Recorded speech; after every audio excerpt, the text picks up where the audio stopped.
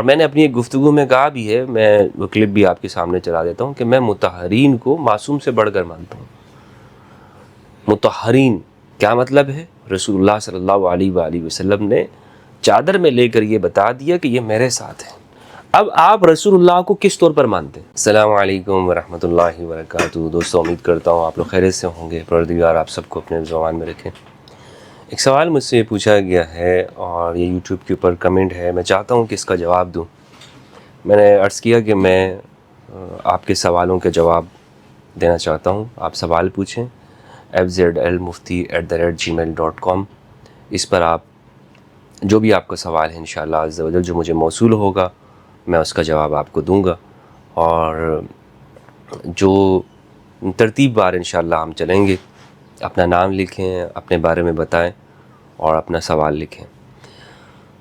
دوستو، یہ جو سوال آج ہے ہمارے پاس، سوال یہ پوچھ رہے ہیں، مفتی صاحب یہ بتائیں کہ آپ کو، ہم نے آپ کی ایک ویڈیو دیکھی جس میں آپ نے یہ کہا کہ میں اصحاب کسا کے علاوہ باقی کو معصوم نہیں مانتا، تو جب کہ آپ کی ایک ویڈیو میں یہ بھی ہے کہ میں امام موسیٰ کاظم علیہ السلام ان کی جانب سے سلام کا جواب آیا، تو کیا یہ معصوم ہونے کی دلیل نہیں ہے؟ کیا اب بھی آپ ائمہ اہل البیت کو معصوم نہیں مانتے؟ اس کا جواب یہ ہے، دیکھیں، میرا جو منہج ہے نا، آپ اس کو سمجھنے کی کوشش کریں۔ میرا جو منہج ہے وہ قرآن اور سنت کی بنیاد پر ہے، قرآن اور حدیث کی بنیاد پر ہے۔ آپ مثلا یہ جو عقیدہ عصمت ہے، یہ جو لفظ ہے معصوم ہونا خواہ کسی بھی ذات کے لیے ہو، آپ یہ معصوم ہونے کا جو لفظ ہے، کیا قرآن مجید نے ایسے استعمال کیا ہے؟ اچھا، یہاں پر یہ بات نہیں ہے کہ میں صرف قرآن کو لے کے چل رہا ہوں اور میں کہ احادیث کو معتبر نہیں سمجھتا، نہیں، ایسی بات نہیں ہے۔ معاملہ یہ ہے کہ اس ایک لفظ کے ساتھ معصوم کا جو لفظ ہے، جو ائمہ اطہار کے لیے استعمال کرتے ہیں ہمارے خاص طور پر شیعہ حضرات، تو وہ صرف یہ لفظ نہیں ہوتا کہ وہ معصوم ہیں، کہ وہ معصوم ہیں اور ان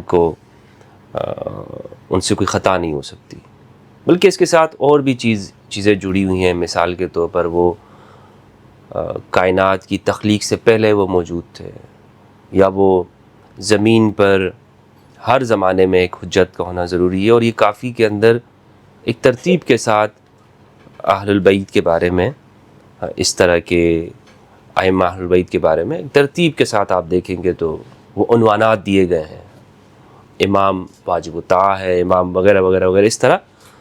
تو بہرحال خیر، اس لیے یہ جو معصوم کا لفظ ہے، احترام کے ساتھ، شیعہ حضرات کے عقائد کے احترام کے ساتھ عرض کرتا چلوں کہ مجھے قرآن مجید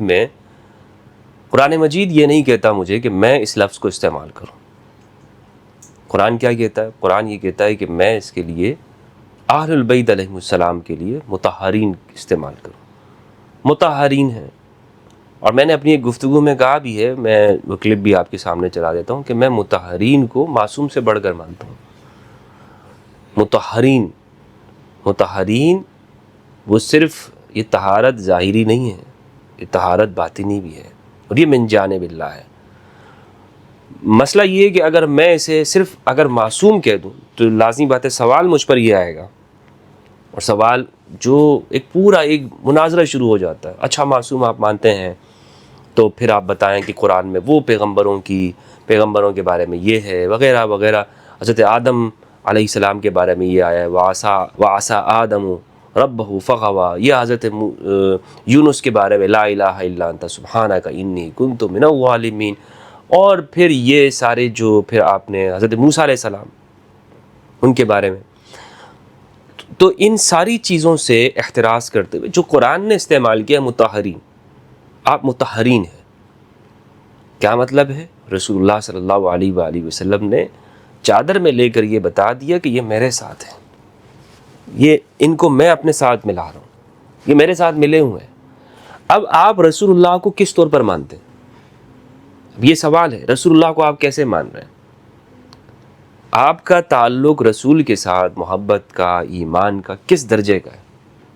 تو جیسے آپ رسول کو مان رہے ہیں، آپ اصحاب کسا بھی آپ ان کے ساتھ مانیں گے، ساتھ ملا لیے نا، رسول اللہ نے چادر میں لے لیا، ان کو جدا تو نہیں کر سکتے آپ رسول سے. تو اس طور پر میں مان رہا ہوں مطہرین، یہ میرا ماننا ان کو یہ ہے.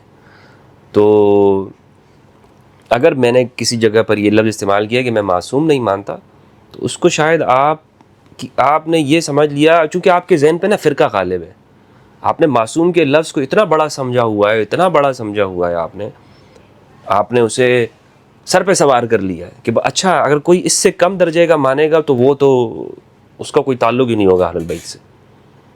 جو قرآن لفظ استعمال کر رہا ہے، قرآن یہ بھی کہہ سکتا تھا نا، انما یرید اللہ لیذھب عنکم الرجس اہل البیت ویطہرکم تطہیرا ایھا المعصومین. انما یرید اللہ لیذھب عنکم الرجس ایھا المعصومین.